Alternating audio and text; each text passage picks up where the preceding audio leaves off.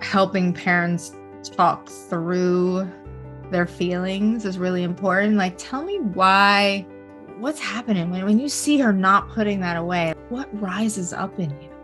Does she feel like she's being disrespected? Does it raise her anxiety because she just gets stressed out looking at the things not being put away? There's got to be a root cause to why it's stressing mom out. That's what I mean in terms of, like, if it's logistical, I need that basket back, we can work on that. We can figure out a compassionate way to say, I got to take that basket back, so you're going to have to put those in your drawer because we don't want to leave them on the floor. What do you think? What's going to work out? Honey, I totally get that you've got a lot going on and this works for you.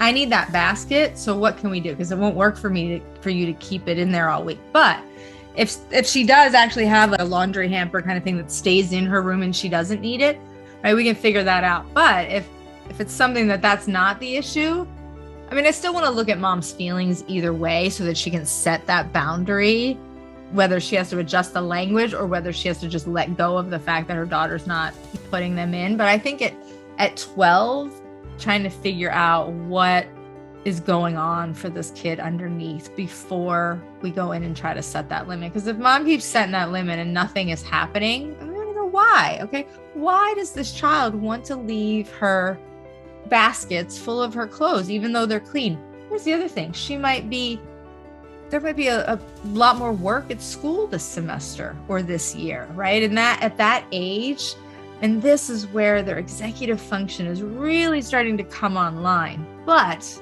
they still may be very distracted. They may see that big pile of clothes and go, oh, I can't do that right now. I have too many other things to do. And I don't know what to do first, but it's not going to be that, right? Because I can't start that activity. So that might be something that her and mom can do together, because it's about that executive function and it's about the regulation piece of not wanting to do it, or feeling like they don't have time to do it.